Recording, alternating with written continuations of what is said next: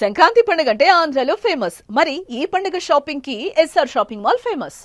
ప్రజలు ఎన్డీఏ ప్రభుత్వాన్ని నమ్మారు, నిలబడ్డారు.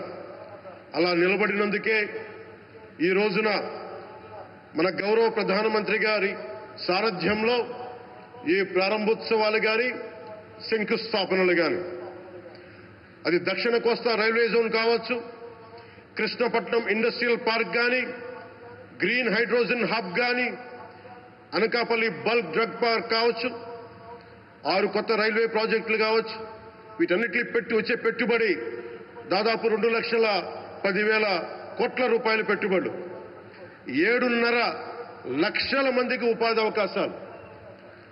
అవినీతితో కూరుకుపోయి ఉపాధి అవకాశాలు లేక, ఉద్యోగ అవకాశాలు లేక విలవిల్లాడుతున్న సమయంలో మీరు నిలబడ్డారు.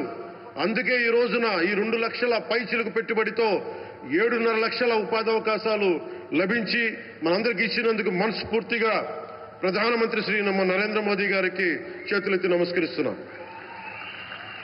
అసలు అభివృద్ధికి ఆస్కారమే లేదు ఆంధ్రాకి అనే స్థితి నుంచి అభివృద్ధి అంటే ఆంధ్రానే అని చెప్పుకునేలా గౌరవ ముఖ్యమంత్రి గారి నాయకత్వం, చంద్రబాబు గారి నాయకత్వంలో, ప్రధానమంత్రి గారి నిర్దేశకత్వంలో, వారి సూచనలతో సహకారంతో కేబినెట్ కానీ, మంత్రివర్గ సహచరులు కానీ, ఎన్డీఏ కూటమి ఎమ్మెల్యేలు కానీ, మేమందరం కార్యకర్తలు అందరం కష్టపడతాం. అహిర్నిశలు రేయం భవళ్లు కష్టపడతాం.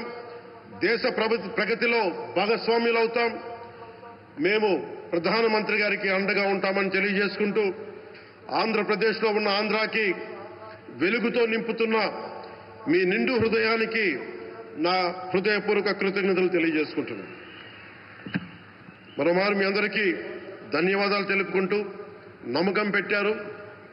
మీరు పెట్టిన నమ్మకానికి ఈ రోజున 2 లక్షల పైచిలకు పెట్టుబడులు తీసుకొచ్చాం.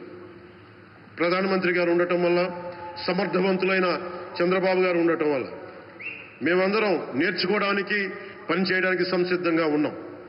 సో మీరందరూ ఇదే సహకారం ఇవ్వాలని మనస్ఫూర్తిగా కోరుకుంటూ, ఆ భగవంతుడు, ఆ లక్ష్మీ నరసింహుడు ఈ దేశాన్ని మరింత ప్రగతి పదంలో నడిపించేలా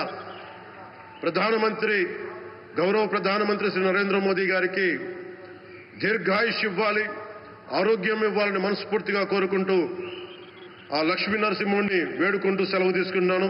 జై భారత్, జై హింద్.